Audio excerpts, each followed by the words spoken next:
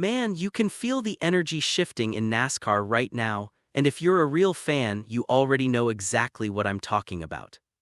Every so often, a driver stops being just a fun storyline and becomes a serious problem for the whole garage. That moment is happening with Shane Van Gisbergen. The respect level is changing. The way people talk about him is changing. When the biggest names in the sport start viewing a driver differently, you know this isn't some early season fluff. This is real. In this points-heavy format, in this era of the Cup Series, you don't get taken seriously unless you're delivering way more than anyone expected. And right now, SVG is doing exactly that. Before we jump in, do me a favor, smash that like button, subscribe to NASCAR Nation Report, and join the ride from the beginning. This channel is brand new and we're grinding to hit 10,000 subscribers with actual NASCAR fans who live and breathe this sport every single week. What makes this whole story insane is that Shane Van Gisbergen was never supposed to progress this quickly, and now the entire garage is realizing it. 2 years ago, most people saw SVG as nothing more than a specialist.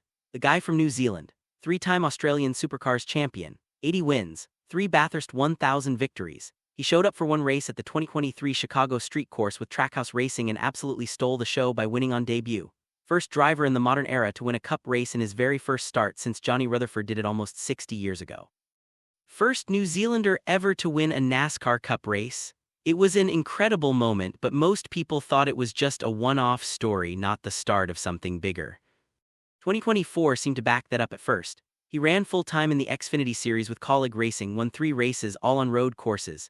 He made some Cup starts on ovals, but his best finish on an oval that year was only 26th. Talent was obvious, but the oval learning curve looked extremely tough. A lot of people were still asking, can this guy ever become a complete Cup driver, or is he just going to be a road course weapon? Then 2025 arrived, his first full-time season in Cup with Trackhouse Racing. It started ugly. 31st at Phoenix, 34th at Las Vegas, 32nd at Homestead. No sugarcoating those results, but the tide started turning. He ran 14th in the Coca-Cola 600, and when the series hit road courses, he was untouchable. Won 5 out of 6 road course races. Dominated Mexico City by 16.5 seconds, Watkins Glen by more than 11 seconds, and the Charlotte Roval by more than 15 seconds.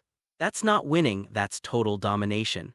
He became the fastest driver to reach 5 Cup wins since Dan Gurney back in 1968 and cruised to Rookie of the Year. But the part that really got the garage's attention came quietly on the ovals late in the season. He started putting together consistent top 15 finishes, like 14th at Richmond and 10th at Kansas. The road course ace label was still stuck on him, but the foundation of a true all-around Cup driver was clearly being built. Now we roll into 2026, and this is where it gets serious. NASCAR brought the chase format back, and that completely changes the game for a driver like SVG. Last year, a road course win could basically lock you into the playoffs and let you treat ovals like a learning lab. That safety net is gone. It's not win and urine anymore. Every race counts, every stage counts, and every oval counts even more because the 10-race chase has 0 road courses. Plus, Charlotte switched back to the oval layout, so there's one less road course on the entire schedule and none in the playoffs. If Shane Van Gisbergen wants to be a real championship contender and not just a headline, he has to get good on ovals, end of story. To his credit, he's never backed away from that challenge. He came right out and said, "I did not join this series to do road courses." That quote tells you everything about his mindset. He admitted he'd love more road courses, but he made it clear the real mission is getting better on ovals, and he believes it's happening. The start of 2026 is proving him right. On Daytona 500 Media Day, he set the tone, saying the goal was simple: score as many points as possible to get into the chase. Then the season kicked off with Daytona and Echo Park Speedway in Atlanta, both super speedway-style races. He delivered a 6th-place finish, his best oval result ever at that point. Last year it took him 31 races to get his first oval top 10. This year it took just 2 races. That's a massive jump in development, and people noticed immediately. Joey Logano, a 3-time Cup champion, got on the radio during Stage 2 at Atlanta and said, "The Trackhouse cars are weapons, man. They are going to crash all of us at some point." Funny on the surface, but it shows the speed, aggression, and presence were impossible to ignore. Next up was Circuit of the Americas COTA, the first road course of the year. SVG had won 5 straight Cup road course races and was chasing Jeff Gordon's record of 6 in a row. He won the Xfinity race on Saturday, started 13th in the Cup race, charged up to 6th by lap 7 and chased down Tyler Reddick. He finished second, about 4 seconds back, and the streak ended. But even without the win, it was still a monster points day, 48 points, and he jumped 11 spots in the standings all the way to 5th overall. That's exactly why this season feels different. Even on a day he didn't win his best track type, he still maximized it like a chase contender should. Then came Phoenix, the first true oval test of the year. SVG spun twice off turn 4 and brought out 2 cautions. Not ideal, but here, where his growth showed, he didn't fold. He recovered, finished 11th, and had 118 green flag passes, 7th most in the entire Cup field. That's not luck, that's real speed and racecraft. After 4 races, he was sitting 5th in the standings, a career best with 2 top 10s already. For a guy everyone used to call a road course ringer, that's a serious statement. Then Las Vegas happened, and that's the race that made the whole garage stop and pay attention. SVG qualified 16th ahead of both his Trackhouse teammates. On the very first lap, everything almost exploded. He got caught 3 wide, made contact with Eric Jones, and the car snapped loose at high speed out of the final turn. He was completely sideways, sliding through traffic. It looked like a guaranteed wreck. Somehow he saved it, brushed Chase Briscoe's car, which actually helped straighten him, dropped to the apron and kept going. NASCAR dropped the in-car footage, it went viral, and Clint Bowyer was in total disbelief on the broadcast. Every fan watching had the same reaction, that save should not have been possible in a Cup car at that speed. Unfortunately, the damage to the front splitter ruined the handling for the rest of the race. The car bounced between oversteer and understeer for 266 laps. He finished dead last in 36th. SVG even said on the radio, "I thought we were going to be on for a good day. That is unfortunate." Brutal result.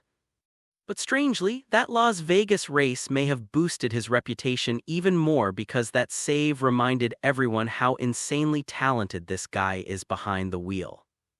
And now the quotes from the veterans say everything about where the respect level has climbed. Denny Hamlin said, "Certainly the trend is continuing, that he keeps getting better. I think that's what Justin Marks and the whole Trackhouse group was hopping for. Can he adapt to these ovals? And elite, superior drivers find a way to adapt. He is one of those." That's a monster quote from one of the smartest minds in the garage. Joey Logano was a little more measured but still admitted SVG is doing a good job and that the improvement is real. Chase Elliott said he wasn't surprised at all because SVG has that rare natural feel for the balance of the car, something you can't really teach. Christopher Bell dropped the most interesting line. The current weekend format actually handicaps SVG. If he had the old-school hours of practice, he'd probably already be much further along. He said it won't be long before SVG is a real factor on ovals. And Bubba Wallace was the most direct. He told Scott McLaughlin over dinner, "SVG will win on an oval soon. He is good. He is really, really good." SVG himself stays humble. He says he's still a long way from winning on an oval, that he'd probably need some luck right now, and he doesn't want a fluke win, he wants to earn it properly. But he also says he can feel the improvement every single week. He understands the car better now instead of just surviving. That mental jump is huge. He explained how the return of the chase has changed his approach. No more free experimenting, every point matters. He's walking a tight line, trying to learn while staying smart. Right now, he feels like an 8th to 15th place car most weeks. That might not sound flashy, but when you were running 30th at these same tracks not long ago, that progress is massive. So here's the truth. The question is whether Shane Van Gisbergen can compete on ovals anymore. He can. The real question is how soon he turns this progress into an actual oval win. Because when that day comes, the entire conversation changes. This is one of the most fascinating stories in NASCAR right now. A world-class talent learning one of the hardest disciplines in motorsports in front of everyone, getting noticeably better every week, while champions like Denny Hamlin, Joey Logano, Chase Elliott, Christopher Bell, and Bubba Wallace are openly acknowledging it. For the Cup Series, for Trackhouse, and for every fan watching, if SVG gets consistent on ovals, he won't just be dangerous on road courses anymore. He'll be dangerous everywhere. And that's when the sport really starts to change around him. Shane Van Gisbergen is no longer just a road course ringer. He is becoming a legitimate Cup Series threat. And the scary part, it still feels like he's only scratching the surface. If you enjoyed this, drop a like, comment below with the oval track you think SVG gets his first cup win at, and subscribe to NASCAR Nation Report. We're building something real here with no fake hype, just honest talk for fans who actually live this sport. See you in the next one.